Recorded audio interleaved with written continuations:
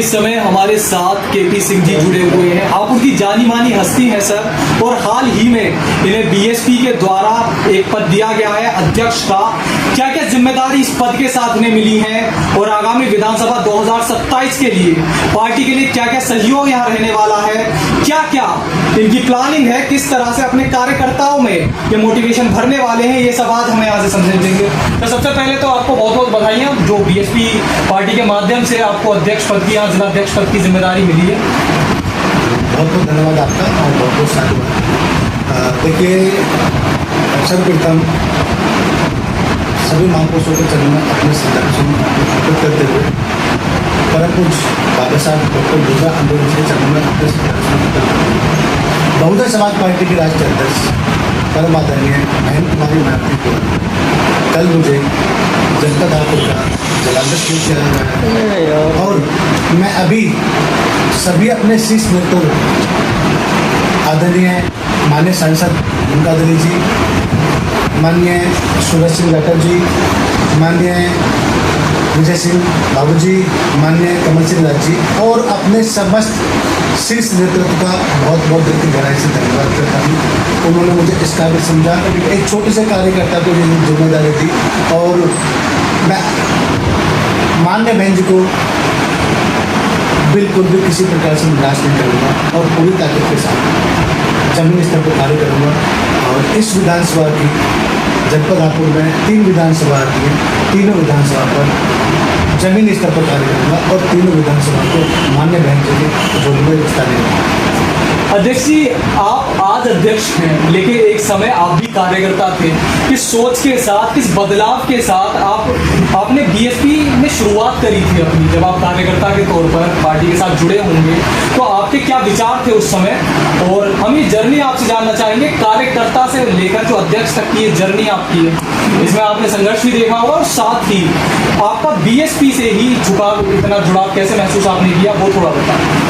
देखिए, मैं कल भी कार्य करता था और आज भी मान्य बहन जी का कार्य, जिम्मेदारी मिली है जिम्मेदारी निभाऊंगा। और देखिए,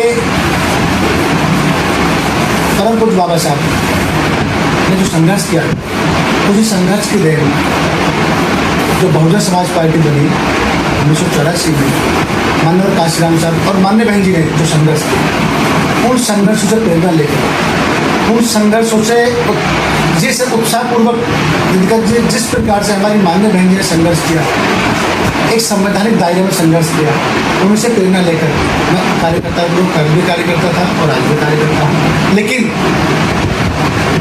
माननीय बहन जी को अपना आदर्श और नेता मानता हूँ और उनके बताए हुए रास्ते पर कार्य करता हूँ। और उन बताए हुए रास्तों पर माननीय बहन जी का जो 4 बार के मुख्यमंत्री हैं, उनका जो कार्यकाल है, वो मेरा दायित्व ये बनता है उस कार्यकाल को जनता तक पहुँचाऊँगा और पहुँचाता रहा हूँ।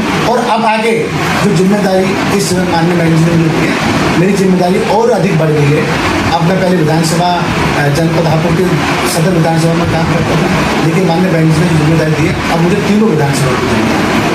खासतौर से मेरा विशेष फोकस जो रहेगा युवाओं पर, क्योंकि युवाओं को अभी यही नहीं समझ पा रहे हैं उन्हें किस दिशा में जाना है। मैं युवाओं से बहुत ज़रा लगाव रखता हूँ और उनको हमेशा कहता हूँ कि माननीय बहन जी ने वो संघर्ष किया था, किसी भी प्रकार से किसी भी युवाओं को सड़कों पर आने नहीं दिया और सारे उनके अधिकारों को दिलाया। ये माननीय बहन जी की देन है और माननीय बहन जी हमारे वो नेता हैं जिनके द्वारा ये उत्तर प्रदेश में पूरे देश में आर्य लेडी के नाम से जो मशहूर है वो मान्य है और उनके आदर्शों पर हमें चलना है, उनके बताए हुए मार्ग पर हमें चलना है और इस जनता में संदेश देना है और युवाओं को प्रेरित करता है। युवाओं को बताना है मैं कि माननीय बहन जी का 4 वर्ष का कार्यकाल और माननीय बहन जी का संघर्ष और माननीय काशीराम का संघर्ष, किस किस प्रकार से उन्होंने संघर्ष किया, किस किस प्रकार से उन्होंने घर घर जा करके लोगों में अपने वोट के लिए जागरूक कर।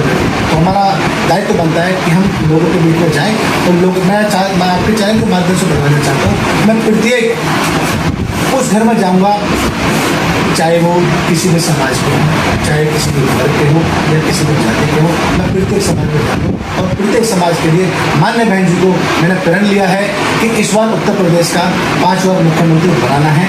तो हमने प्रण ले रखा, ठान लिया हमने और पूरी ताकत के साथ मुझे 24 घंटे भी काम करना पड़ेगा, मुझे कोई आपत्ति नहीं किसी प्रकार से।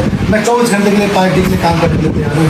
और आप देखते होंगे कि मैं लगातार पार्टी के लिए पहले भी काम करता था और आज भी काम करता हूँ। अध्यक्ष जी, विधानसभा चुनाव अब करीब है, लोग इसकी तैयारी में भी लग गए हैं, बदलाव की बातें भी हो रही हैं। आपसे हम समझना चाहेंगे कि बीएसपी ही क्यों? देखिए, ये तो मुझे कहने की आवश्यकता नहीं है, आपने देखा होगा माननीय बहन का शासन जब पूर्ण बहुमत की सरकार थी, किस तरह से उत्तर प्रदेश का शासन चलाया माननीय बहन जी ने। किसी प्रकार का शोषण उत्पीड़न किसी प्रकार किसी भी जाति विशेष समुदाय का नहीं था और प्रत्येक वर्ग का माननीय बहन जी ने साथ दिया, प्रत्येक वर्ग को जोड़कर रखा। और वही देन है जो आज के वर्तमान सरकार आप देख रहे होंगे कि भाई उस समय अधिकारी समय से पहले पहुंचते थे और पीड़ितों को न्याय मिलता था। आज न्याय के लिए संघर्ष करना पड़ता है, सड़कों पर। लेकिन उस समय माननीय बहन जी की सरकार में आपने देखा उसी लिए व्यक्ति को संघर्ष नहीं करना पड़ा था और उनको अधिकारी बहन जाती थी। तो ये माननीय बहन जी की ताकत थी और वही ताकत पूरे 2027 में वापस आई। अभी जो यहाँ पे एक प्रोटेस्ट चल रहा है हमारे देश में सर, जिसे आप जंतर मंतर पे जो प्रोटेस्ट चल रहा है सीजेपी के माध्यम से, आपने इस प्रोटेस्ट के बारे में सुना होगा, इस पर आपकी क्या राय है, आपका पक्ष इस पर क्या है? देखिए, मेरा सीजेपी की कोई बात नहीं करनी है मुझे। मैं माननीय बहन जी का बहुजन समाज पार्टी का सिपा हूँ और बहुजन समाज पार्टी की बात करता हूँ और बहुजन समाज पार्टी की विचारधारा को आगे बढ़ाना है सर। लेकिन वहाँ जो मुद्दे चल रहे हैं उनमें से एक मुद्दा है युवाओं के लिए जो पेपर लीक का है। वो लोग कह रहे हैं कि भाई इस तरह की चीज़ें रुकनी ही चाहिए, तो उस पर आपका क्या पक्ष है? अगर हम पार्टी विशेष की बात ना भी करें तो जो समस्या युवाओं की है उसकी बात तो कर सकते हैं सर, उसके बारे में आप बताएं, देखिए आपका क्या पक्ष है उस पर? देखिए, मेरा कहना है कि जो पेपर लीक होता है ये बहुत ही दुर्भाग्य की बात है। पेपर लीक, एक बच्चा कितनी मेहनत के साथ, कितने संघर्ष के साथ वो मेहनत करता है, रात दिन मेहनत करता है, रात दिन पढ़ाई करता है और जब उसको पता लगता है कि पेपर लीक होता है, परीक्षा देने के बाद पेपर लीक हो जाता है, तो कितना उसके उस बच्चे के ऊपर उस परिवार के ऊपर क्या बीतती होगी। तो मैं तो चाहता हूँ इस सरकार से अपील करता हूँ कि इस तरह से पेपर जो लीकेज है वो किसी प्रकार से दूर किए जाए। और देखिए, मैं आपको आश्वस्त करता हूँ, जब माननीय बहन जी की सरकार थी, आपने देखा उत्तर प्रदेश की पुलिस की भर्ती या अन्य भर्तियाँ जो बैकलॉग था जो भर्ती किया गया वो माननीय बहन जी के शासनकाल में किया गया, लेकिन किसी भी प्रकार का पेपर लीक नहीं हुआ और लोगों को न्याय मिला और लोगों को रोजगार मिला, लोगों को सरकारी सेवाएं मिली। लेकिन किसकी सरकार मिली? बहुजन समाज पार्टी की, माननीय बहन जी की सरकार, और वही सरकार पुनः वापस हो रही है। और मैं बताना चाहता हूँ आपके चैनल के माध्यम से, किसी भी पेपर का लीकेज का आपको मामला नहीं मिलेगा। ये बहुजन समाज पार्टी की, ये माननीय बहन जी। सर, अध्यक्ष पद के साथ जो जिम्मेदारी आपको मिली है अपने संगठन को और मजबूत करने के लिए, तो कार्यकर्ताओं के लिए क्या संदेश रहेगा आपका?